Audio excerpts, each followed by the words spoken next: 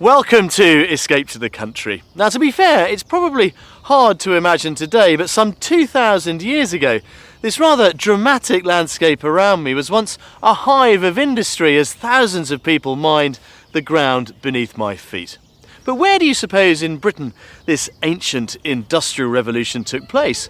Well, join me in just a moment and I'll tell you.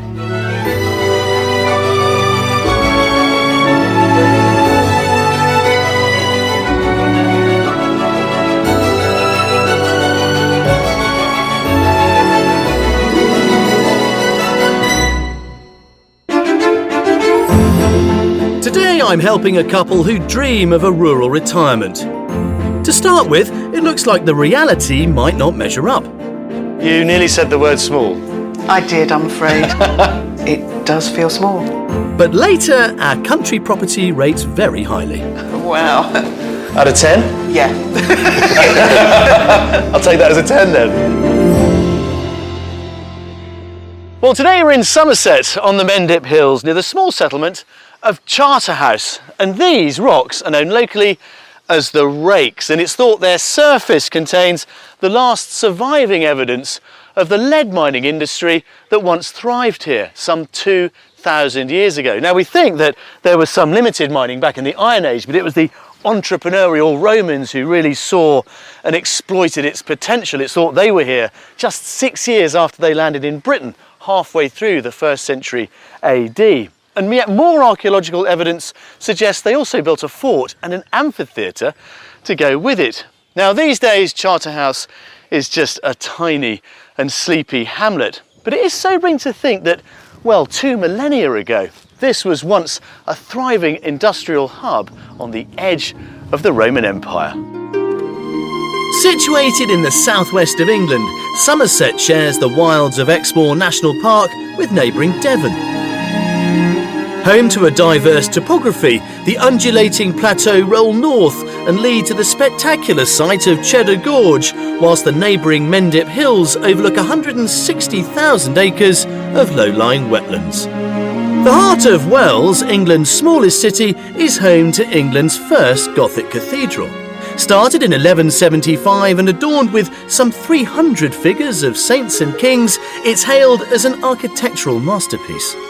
Towards the south of the county, the landscape becomes a patchwork of tracks and green fields, with a lush array of over 190 conservation areas. Traverse the lanes, and green hedgerows soon give way to historic villages, such as the tranquil Hamstone parish of Hinton St George. So from the geologically rich rural landscape to some 12,000 listed buildings, there are compelling reasons to consider Somerset as a countryside escape. Now, when it comes to property shopping here in Somerset, on the face of it, the figures would seem to suggest that you can get a pretty favourable deal. Currently, the average price of a detached house is around about £338,000 here. That's just a smidge above the national figure, but do beware, prices can vary hugely within the county. If you head up towards the northeast, towards Bath, well, there you can pay a hefty premium, as indeed you can down towards the south in those beautiful Hamstone villages near the Dorset border. But for all that, you are blessed with some beautiful landscapes and, importantly, some favourable weather, which is exactly why today's buyers want to move here. Peter and Jackie met online 18 years ago at the dawn of internet dating, despite Jackie living in Leeds and Peter over 350 miles away in Aberdeenshire, Scotland. A long-distance romance gradually blossomed. We'd been talking on the phone for about 3 months before we finally met. I plucked up the courage to invite Jackie up for a weekend, and then once we met, we kind of hit it off, and the rest is history. Well, it wasn't long before Jackie joined Peter and his 2 young children in Aberdeenshire. Here they spent the next 20 years raising a family. They are currently renting a 2-bedroom apartment in Edinburgh after recently returning from a period working in the United States. We lived in Houston in Texas for just over a year while I was working there, which is very different to the lifestyle that we'd led for the previous 20 years or so, and had a whale of a time. And that's really what precipitated us to move into central Edinburgh for a year. We wanted more of that kind of lifestyle before settling down longer term. Since returning from the US, Peter has retired as a petroleum engineer. And while they've enjoyed a cultural renaissance in a busy cosmopolitan hub, they're now looking to embrace a more rural pace of life in temperate Somerset and are busy planning their move. The reason I want to live in Somerset is that the climate is much more amenable to one of my hobbies, gardening. The growing season is much longer further south. As far as I'm concerned, we're basically moving south for the vegetables. Having said that, I think it will give us the kind of lifestyle that enables us to live outdoors a great deal more than we're able to in the northeast of Scotland, and that's something that we both think is very important. They might both be keen to leave the energetic pace of Edinburgh life behind, but they're also determined to keep busy and indulge hobbies, both new and old. When we get settled, there are a great many things that I'd like to go back to that I already do, which are preserving, baking. I love making jams and chutneys, but one of the things I really want to do is learn to bake bread properly, and that's one of the reasons we want a big kitchen. After a hectic few years hopping back and forth across the pond, Peter and Jackie now have high hopes that Somerset can offer everything they're looking for. Peter's easing into retirement. I know that the lifestyle that he wants is something that we can't achieve in a city. And whilst I enjoy living here, I'm looking forward to the move. Jackie's personality, I think, will fit in well with living a rural lifestyle. We've already had a taste of that in northeast Scotland, so living in a small community with lots going on, I think will suit her down to the ground. So armed with the knowledge that property prices creep up the closer you edge towards Bath in the northeast, we're going to focus our property search south of the Mendip Hills. The countryside here should offer fertile terrain for Peter and village communities. Time now then to catch up with them and discover more about the specifics of their move. Well, I think this is as good a place as any to start your escape to the country. Welcome to Somerset, guys. Nice to see you here. Thank you. So what's brought you to Somerset? It's always been our intention to move south when Peter retires, so now's the time to start exploring a new chapter in our lives. What about location? Do you want to be super rural or within walking distance of a community? We think it's really important that we're within walking distance of somewhere that is social, whether that's a pub, or somewhere we can have coffee. Yeah, now I'm retired, I think we need more amenities for me to utilise in the daytime, otherwise I'll be getting under Jackie's feet. It's interesting that you've already got one foot very much in the kind of rural camp, as it were, with your other property in Aberdeenshire. But give us an idea of the sort of property that you're looking at stylistically. We're quite sociable people, so we want an entertaining space, so a large kitchen, living, dining area. But we don't want to be in each other's pockets 24/7, so a quiet space would be good as well. Yeah. So, you know, a separation of interests within this property. Yeah. Okay, so the picture is kind of building to something which is big, spacious downstairs. How many bedrooms specifically, though, do you think you need? We reckon at least 3. Now, how big a plot are you after? Because I'm imagining something quite big, covered in polytunnels. Well, we currently have about 1/3 of an acre, and we wouldn't want any less than that. Are you wedded to new or old, or don't care? No, we're actually very open. What we really care about is the fact that it has quite high ceilings, Yeah. so that it gives that sense of space, and also the fact that it's light and airy. How much is the budget for this move? Yeah, the budget for this move is £700,000. So we've got 3 properties to show you, one of which is our mystery house. Of course. Should we go and spend some money? Yes. Come on, follow me. So for a top budget of £700,000, Peter and Jackie would like a light, airy home with at least 3 bedrooms, 2 reception rooms, a large kitchen, space for hobbies, and of course a garden with growing potential for Peter. And they'd also like to be within striking distance of a community. We found some fantastic properties to tempt them with, but I won't be revealing the prices until the end of each tour. And then finally, of course, our mystery house is chosen to challenge our buyers' thinking and hopefully thrill them at the same time.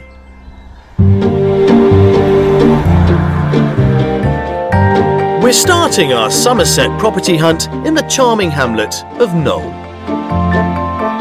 A small community of just 45 houses, Knowle is at the southerly tip of the larger parish of Long Sutton, a conservation area belted by rolling countryside with a local pub just a mile away. The nearby market town of Somerton offers an array of local amenities from coffee shops, delicatessens and boutiques. Beyond the ensemble of stone-built properties is the house I want to show them. I'm really hoping this 19th century barn conversion, reimagined in the early 1990s, can fulfil Peter and Jackie's extensive wish list, both outside and in. Right then, well, this is property number 1. Looks lovely. Yeah, all these windows, it's going to be light and airy, which is fantastic. Now, as well as all of that, this separate workshop is also available, but by a slightly separate negotiation. Would that be of interest to you, Peter? Yes, it would, yeah. I think we need a lot of space outside for tools and mowers. Right, first things first, let's get inside here and see if it does offer you all that light and space that you think it does. Come on.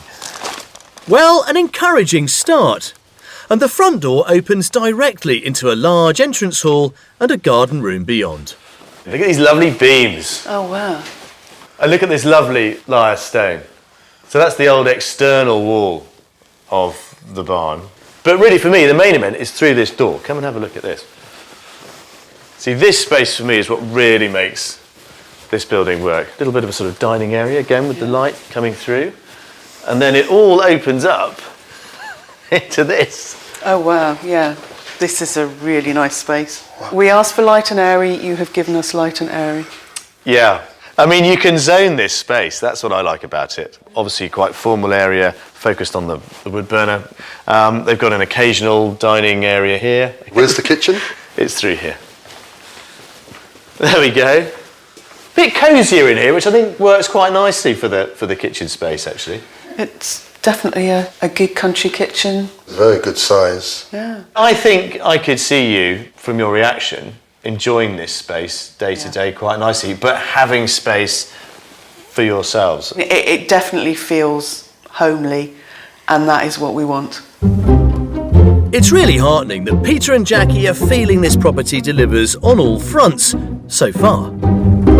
This characterful home has 4 bedrooms arranged over the ground floor and converted loft space upstairs. The wing contains 2 generous guest rooms that flank a handy bathroom. The smaller one has dual aspect windows and the large its own ensuite shower. Upstairs is a spacious master suite that benefits from its own bathroom. Beyond there's a study and snug escape, ideal for when a little time out is needed. And back downstairs is a bedroom I'm keen to show them, which I think would be perfect for accommodating visiting family and friends. There we go. So I picked this one because it's also got a really nice wet room and bathroom next door as well. Fantastic. And potentially quite a lot of space for storage. It's got a nice big bed in it, so it will fit ours. Okay, happy so far? Yeah. Yeah. Right then, we'll be starting to think about what it might cost. Yeah. I wonder. Come on. The generous interior had everything they'd asked for, but the near acre of outside space would be Peter's domain. And he really would be spoilt with a huge lawned area, the opportunity to have a workshop and raised planting beds offering growing potential. And I imagine this area here would lend itself to being your kind of productive area. So, let's have a think about the price then. Who's going to go first? You are. Bearing in mind at this stage it doesn't include the workshop, okay, so just the barn and the garden. I don't know, 650, 675, something like that. Yeah? I'd go for the 650 mark. 650. Okay, that's really interesting actually. This is currently on the market for £600,000. Oh, wow. Now, if we were to throw in the workshop, it would be about the 650 mark. That would make sense to me. We would definitely want to make an offer for The whole lot. the whole lot. So there we are. It's doable for your £700,000 budget with some change. How about that? That's fantastic. Happy? Very happy. Right then, off you go. The barn is yours. Go and have a look around. Thank you. And I'll come and find you later. £100,000 under budget, our first house is a converted barn with exposed beams. It has a huge open-plan living area, 4 bedrooms, close to an acre of outside space, and the option to purchase a workshop ideal for storing Peter's tools, and it's all situated in a quiet rural location close to an active community. I like it, and I like it a lot. I love the space of the main room. The kitchen is warm and cosy. There's plenty of space for us and our guests. The garden is probably my ideal. There's plenty of opportunities to develop it further. If we were to make an offer, I think we'd also include the workshop in there. I think we would regret it further down the line if we were to let that opportunity slip away from us. After you, madam. Thank you. Yeah, Peter. Thank you. Good. Well, I'm rather pleased about that. That's a pretty strong start, I would say. Happy? Absolutely. I think you've definitely got a contender there. Really? Yeah, a real contender. I might hold you to that. But there are 2 more to see. Come on, let's go.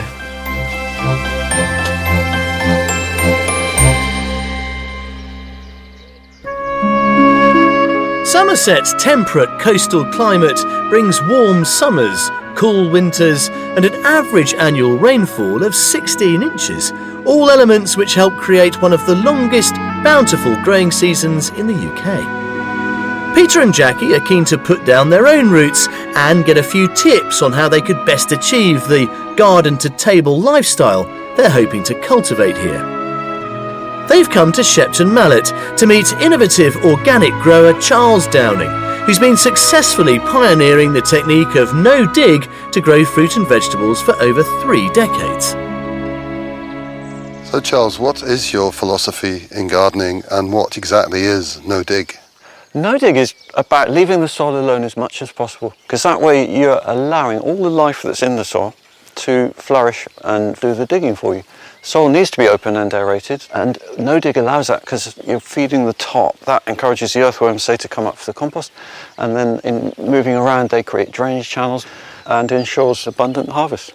So what happens to your produce? Do you sell it locally? Everything grown here sells within 4 or 5 miles. This garden is 1/3 of an acre almost of cropped area, sells over £20,000 worth of produce in a year, so it's really productive. Charles has prepared working examples to give an insight into just how effective the no-dig method can be. So I dig this in a traditional way, really. I'm taking out a trench, putting compost in the bottom of the trench. The same amount of compost I also put simply on top of that bed there. And then we sow and plant the same vegetables in each. And you've got a side-by-side comparison, no-dig and dug. It's quite striking, I think. So how long did you spend on preparing each of the beds? Here, 3 hours digging and filling in the compost. There, 1 hour. So already a saving of 2 hours. And then the other big difference has been quite a lot more weeds on this one. I've already had to hoe this bed twice. Quite a carpet of small weed seedlings. So the time saved is not just in the preparation of the bed at the start of the season, but also the ongoing operation of the bed as well. Charles's no-dig method can be successful almost anywhere, from the silt-rich, fertile lands of Somerset to the seemingly hostile, high pH soils. Peter and Jackie are now keen to try out this principle at ground level. So Charles, is there anything that you can share with us that will help us when we're preparing to plant our own fruit and veg?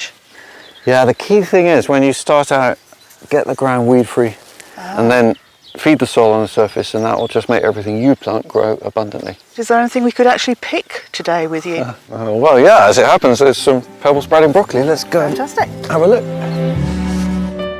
Charles's method, combined with the optimal growing conditions of Somerset, can produce a steady and bountiful yield all year round. This is a great one here because purple sprouting broccoli, it comes so early in the year when not many other things are giving you fresh harvest. And the broccolis are all just ready now to pick. Yeah, it comes away really easily, doesn't it? That's always a good sign, if it snaps like that when you're picking it, it's much nicer to eat because you eat it raw.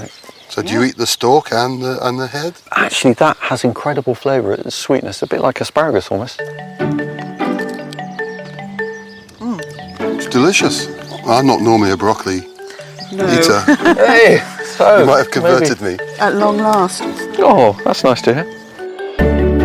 I think it's been inspirational for Peter and Jackie to see how the growing efficiency of no dig, along with Somerset's oceanic climate, could help them achieve the garden they've always longed for.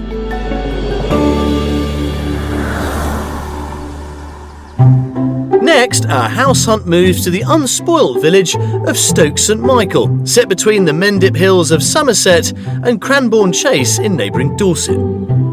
This former quarry village has breathtaking walks a stone's throw away. Alternatively, they could take a 5-minute stroll to the local pub, rumoured to be the secret meeting place for the early planning phase of Operation Overlord or D-Day during the Second World War. There's also a post office and stores, as well as a church anchoring this close-knit community. And at the heart of the village is our next house. there you are. That's the second one. Oh, that's a very different proposition. Very different. It's upside down living. Absolutely. They've taken what was a fairly simple single-storey number, which had garaging underneath it, and developed it further to create a now modern 2-storey property. And it's got views out across the rest of the village to the landscape beyond. I think it looks very interesting. It's definitely different. Shall we have a look? Yes, please. Let's get up those stairs, come on. It was built back in 1990, but extended 15 years later. Our tour begins on the first floor, which leads straight into the Scandinavian-inspired kitchen. Right, come on in to our upside-down world. What do you think?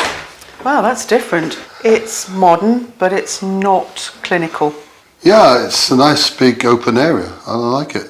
There is a bit more too. Come this way. So this was a new extension that they added on.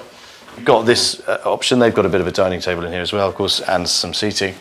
So is there another seating area somewhere? Yes, there is, right through there. And it also has a wood burner for that nice country feel. Good. And there we go. Cosy? You nearly said the word small. I did, I'm afraid. Yes, it does feel small. I'm Yeah. sorry, but it does. It certainly ticks the box of open plan, kitchen, living, diner, and a separate quiet room. That's exactly what we wanted. If we'd Yeah. taken you here first, what would you be thinking? Not too differently from where I think now, sorry. But Just thought I'd ask. yeah. On paper, the living space should have pleased, but some of the room sizes fell short. However, with solid oak floors and a contemporary finish, this home does offer modern styling in an attractive setting. The first floor also benefits from a practical utility room and a large conservatory. But our tour continues downstairs, where on the ground floor we've got the bedrooms. Now the master bedroom is there, but before we get to it, have a look at this. This is the family bathroom. Ooh. Slick, isn't it? Very slick. This home does deliver more bedrooms than they asked for, a total of 4, all located on the lower level. This large guest room is complete with its own ensuite and neighboured by a single and a potential double. That just leaves the one for them. So this, I think, really is the master. It's certainly the lightest, and it's got another really nicely appointed shower room. Wow. Yeah. Yeah. It's plenty big enough. It's got plenty of storage. It somehow seems a little bit more spacious, and the bathrooms are just fantastic. Yeah. So that's the house. I know, pros and cons, you've already made those clear. However, one of the great pros about this place is the amount of space you get outside. Let's have a look at that, come on. Wrapping around the house is a generous 1.6 acres of land, giving a variety of sloped lawns, patios and easily maintained gardens, while a 1.2 acre paddock fills the bulk of the plot. So there you go, there's the view over the village from this very elevated position, and looking down you can see the top of the cartlog garage, really useful space that, beyond it the stables, and then another little access point through into the field and another field shelter, as you can see. So that's the package, but we now need to tackle the thorny issue of the price. Jackie, make us an offer. I'm thinking it's probably quite considerably more than the last one, so I'm going to say 680. £680,000, okay. Peter? For me, it's about 650. Well, here's the thing. It is affordable at an asking price of £625,000. Okay. It's a beautiful house, but I think we need another look around because I'm not sure it's for us. It's a lot to weigh up. Go on, off you go. Go look around and I will catch up with you later. Considerably below budget by £75,000, this detached modern property once again delivers 4 bedrooms, has a sleek modern kitchen and a generous open-plan living space. What's more, it has 1.6 acres of land and is centrally located in a thriving rural community. House 2, on the face of it, ticks quite a few of our boxes. However, my concerns are really more to do with the outside and the garden. It's on a very steep slope. And whilst I think I could cope with the slope now, in a few years, maybe 5-10 years, I think that will become quite a challenge to garden on a plot like this. This house is immaculately finished, and I really like that. There just aren't enough large rooms, I'm afraid. Whilst I think it's a beautiful house for someone, I'm really not convinced that it's for us. Hey, you caught me. Relaxing. How are you? Fine, good, yes. Upside down living then? Yes, it was interesting to see it. I don't think it's for us though in this particular setup. Well, we've certainly seen one very viable property today, and there is one more to come tomorrow, our mystery house. So best we go and get fed and watered and ready for our final offering. Come on. Okay, thank you.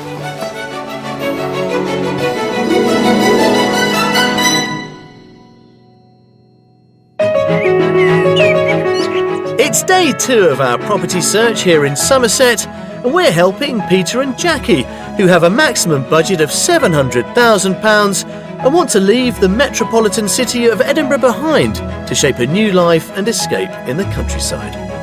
Still to come, our mystery house makes a strong impression. You love that one, don't you? I do. I'm very taken with it. And I attempt to turn my hand to ceramic art in the Somerset tradition. Don't be scared, just do it. Very hard to get it that wrong. Yeah.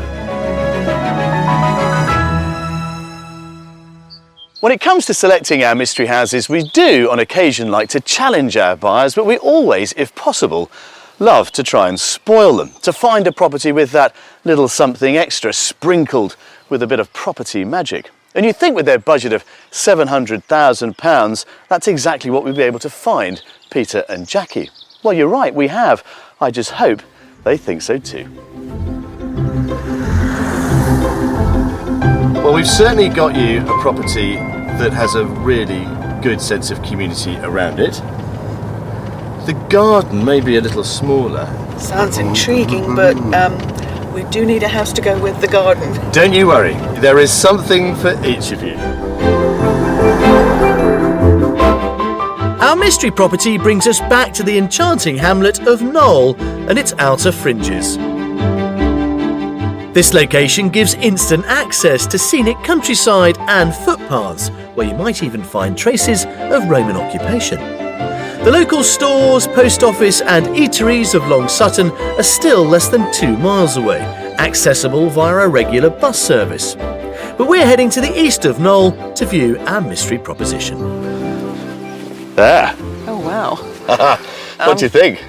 It's a bit bigger than we expected. Yeah, come on in. Sadly, I can't sell you all of it, but I can offer you the prospect of buying a part of it. This is the main courtyard on what was the Duke of Devonshire's model farm estate. Okay. Now, there are 11 properties in this development. It was done about 2000, dates from the 19th century. But how do we feel about this sort of communal setup?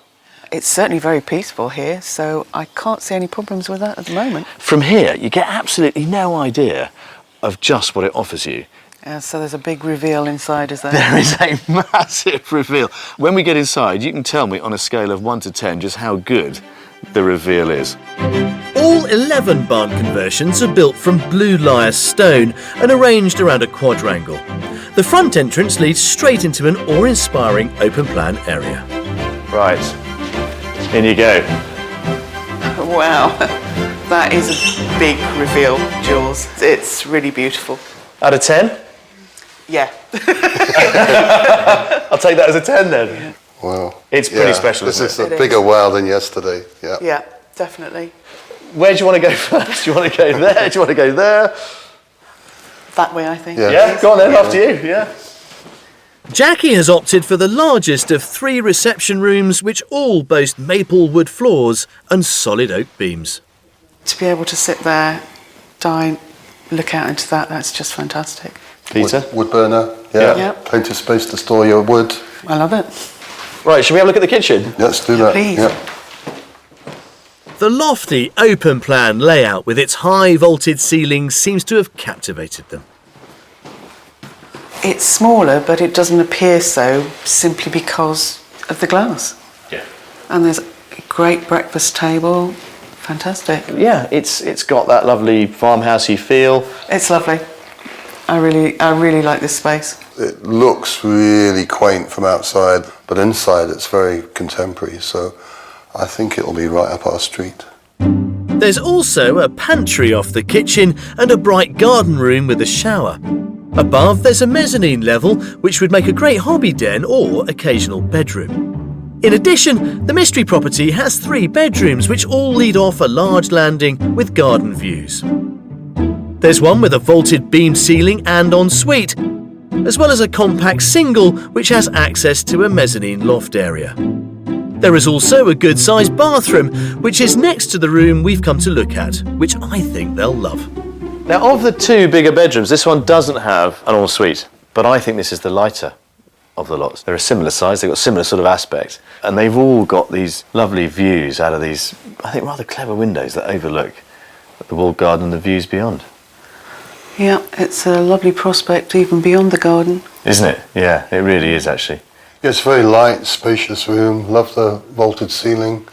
It's plenty spacious, and the bathroom's just next door. OK, mate, should we go out to the garden? Oh, yes, please. Please. Come on. I think you're itching, aren't you, to get down there? And he might well be, as a Victorian walled kitchen garden awaits, which was once dedicated to the production of the estate's fruit and vegetables. Level land plus access to space for a community allotment makes this a gardener's dream. Residents of this unique complex do pay an annual maintenance fee of £600. However, this mystery house also has 3 parking spaces and a double garage, perfect for Peter's gardening tools. Originally, the walled garden itself was not subdivided, but it does give you everything you can see, which is about 1/4 of an acre. Yes, and it's all usable garden. To me, that's more important than the acreage of it. It is lovely. It is. So, final price guess of the week. You've got your £700,000, of course. So, Peter, how much do you think you're going to have to spend on our mystery house? Go 650. I think I might even go a tad lower and say 625. You're both wrong, I'm afraid. Oh. In a good way? You will have to pay for this property £600,000. Happy? Yeah, that is, yeah. Same price as house number 1. Yeah. Guys, I'm going to leave you to enjoy this place, both inside and out, and I will come and find you a little bit later on. Go on, off you go. Thank you. There you are. I really want both of them to soak up the amazing atmosphere and the fabulous finish that this property offers them. As a mystery house, it's an absolute dream. £100,000 under budget, the mystery property is a characterful terraced barn conversion offering tranquility and community on the doorstep. It has a vast open-plan living space, a kitchen diner, a private wall garden and 3 bedrooms. I love the open plan, so that's a plus. I think a downside of all the glass, though, is that it's probably going to mean there's not so much capacity for storage. I suspect my wife is not being constrained by that. I just sense that she's going to be more positive than I am. It's a fantastic house. The living space is absolutely amazing. I think Peter would see the glass as being possibly a bit of a problem, so I think he would need some persuading. We'll have to have a long chat about it. Well, chaps, You love that one, don't you? I do. I'm very taken with it. Well, we have given you some really good options this week. The difficult part now is for you two to decide which, if any of them, are going to be for you. My job is kind of almost done, really. We've got a lot to discuss, a lot. I bet you have. Go on, off you go. Thank you. Let's find a cup of tea somewhere.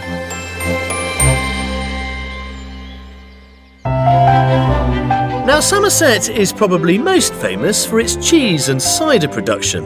It is perhaps lesser known for ceramics. But many artists have settled here, creating a haven for pottery designers. Enticed by its landscape and access to raw materials, the county is home to a flourishing cottage industry.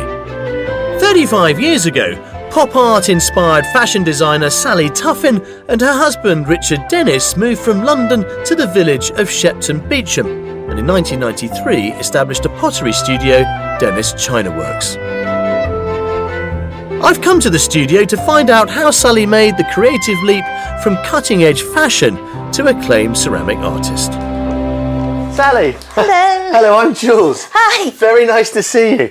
What a glorious spot you found for yourselves in the middle of Somerset. It's beautiful here. Gorgeous. Now take me back, if you can, to the 1960s and those heady days when you had a shop in Carnaby Street. What was it like? It was absolutely magic, but we probably didn't realise. We were straight out of art school. And one day the phone rang and he said, "It's Paul McCartney, you open on the weekend." And I said, "Pull the other leg." And he said, "No, it really is Paul McCartney." So I said, "Well, then we're open at the weekends." So he walked into the room at the weekend, larger than life, ordered stuff for his girlfriend. And then he said, "Well, you go first." And we went out the front door and he ran and he got about 10 yards onto his car and it was completely covered with girls. Poor man. Must have been terrible. Must have been terrible. But, I mean, you know, what a world you lived in. I know, it was nuts. So let's just fast forward then to the 1980s when you leave London and you come down to Somerset. What prompted that move? The IRA blew up a cancer specialist nearly next door and it rocked the house. And I just had my first child and we thought we had better get out of here. And so we went to Bath and every day we went out a different direction until we found a house we liked. And we just bought it and moved to Somerset. Moving to the country is one thing. Transferring your talents from very successful life as a dress designer to ceramics. It was hard leaving London, leaving the buzz of London and the creativity. But when needs must. Sally quickly turned her creative focus to ceramics, spending over 5 years at the Moorcroft Pottery Factory as the art director. Her distinct patterns helped turn the fortunes of the then failing business around. And it was here where Sally not only honed her skills, but also developed her own style. We were very influenced by arts and crafts and by Chinese pottery. This is a sort of play on 20s design with Chinese fish. But it's fascinating because the design itself is incised, isn't it? This one is incised. We slip trail. It's the same system as icing a cake with icing, only you're icing the pot with liquid clay. Well, I'd love to go see the studio and perhaps get my hands dirty in the process. Fine, let's go.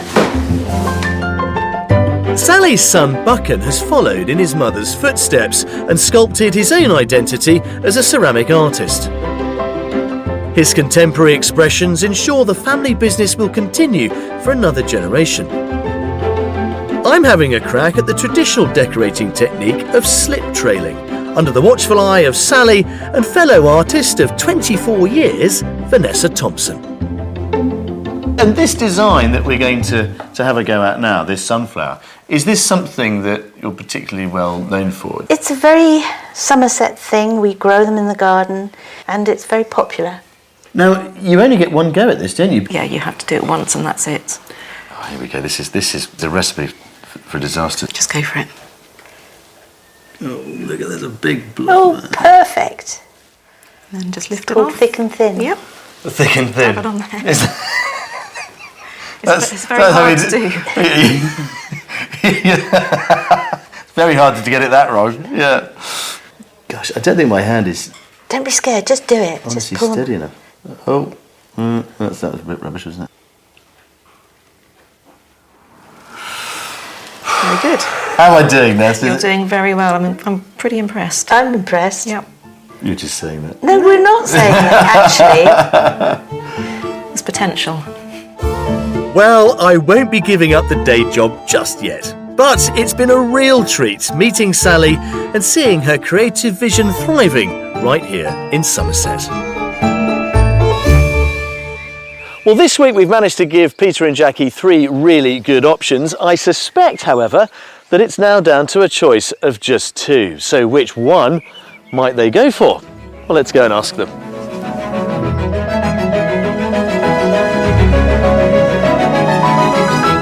Well, guys, this is it. It has come down to a choice between 2, I think it's fair to say, our mystery house and the first one.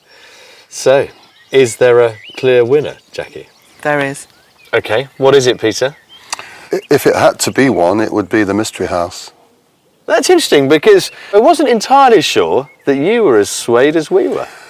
The reveal into the open plan living space kitchen area, that was a wow. I think the reveal on both the living spaces in house number 1 and house number 3 tends to be a little bit overwhelming at first, and you think, fantastic. But I think location is possibly even creeping up above the actual house itself. Yeah, I think we really must be in the village. We don't want to be a mile down the road. Now, I'm a bit confused, if I'm honest. Our second property was right in the heart of a village, 5 minutes walk from the pub, a downhill walk at that. Maybe we should have had an uphill walk to the pub and a downhill roll home. So, have we enlivened you to different parts of Somerset that you were not familiar with? Looking at this area of South Somerset has really opened our eyes to the fact there are some beautiful villages around here, and surely there must be one that has our dream house in it. I have absolutely no doubt you're on the way to finding out what you do want. Yeah. Cheers. Cheers, Jules. Thanks very much for a very interesting couple of days. Best of luck. Well, to be honest, this week has been a little bit frustrating. We've had a great budget, and as a result, of course, we've had some great houses, yet none of them have proved to be exactly what Peter and Jackie are looking for. Now, they say it's all about location. Their search will continue, but my worry is that maybe having gotten used to cosmopolitan and cafe society in the heart of Edinburgh, well, they're trying to find exactly that, but in the countryside. And does it exist? I'm not so sure. But when you think about what the countryside does have, well, I wouldn't miss that for anything. I'll see you next time. If you would like to escape to the country in England, Scotland, Northern Ireland or Wales and need our help, why not apply online at bbc.co.uk/be on a show.